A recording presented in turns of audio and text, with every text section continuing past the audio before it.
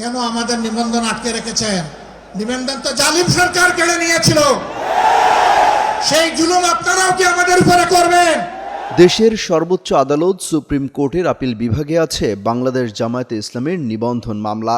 Fascist Sheikh হাসিনার পতনের ৮ মাস পার হলেও দলটির প্রতীক দাঁড়িপাল্লা ফিরে পাওয়ার ব্যাপারে এখনো কোনো সিদ্ধান্ত আসেনি। আমরা বাংলাদেশের মাটিতে আর কোনো বৈষম্যকে বরদাস্ত করব না। অন্তর্বর্তী সরকার আসন্ন নির্বাচনের সুনির্দিষ্ট তারিখ এখন পর্যন্ত ঘোষণা না করলেও ভোটের প্রস্তুতি নিচ্ছে রাজনৈতিক দলগুলো। পিছিয়ে নেই জামাত ইসলামীও। এরই মধ্যে প্রায় ৩০০ আসনে প্রার্থীও চূড়ান্ত করেছে দলটি।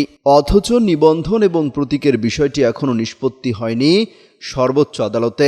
ওয়ালটন আবারও মিলিনিয়ার অফারে ওয়ালটন ফ্রিজ কিনে আপনিও হয়ে যেতে পারেন মিলিয়নিয়ার।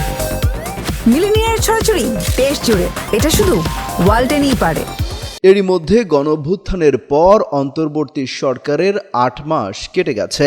রাজনীতির মাঠেও বেশ সরব বাংলাদেশ জামায়াতে ইসলামী। গুরুত্বপূর্ণ এই দুটি ইস্যু এখনও নিষ্পত্তি না হওয়ায় ক্ষোভ ও হতাশা বাড়ছে জামায়াত নেতাকর্মীদের মধ্যে। নির্বাচনের আগেই নিবন্ধন ও এটিএম আজহারুল ইসলামের মুক্তি চায় তারা। এজন্য তাদের সবাই সর্বোচ্চ আদালতের দিকেই তাকিয়ে আছেন। জামায়াতের নিবন্ধন মামলাটা একটা সার্টিফিকেটেড আপিল। হাইকোর্টের রায়ের বিরুদ্ধে সুপ্রিম কোর্টে সার্টিফিকেটেড আপিল হয়েছে। এদিকে সংশ্লিষ্ট আইনজীবীরা আপিল বিভাগে আইনি লড়াইয়ের মাধ্যমে দলটির নিবন্ধন ও প্রতীক ফিরে পাওয়ার আশাবাদের কথা জানিয়েছেন।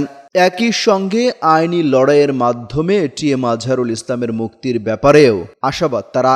জামায়াতের আইনজীবী বলছে ২৩ থেকে ৩০ তারিখ প্রধান বিচারপতি দেশের বাইরে থাকবেন। এরপর এই দুই মামলার চূড়ান্ত নিষ্পত্তি হবে।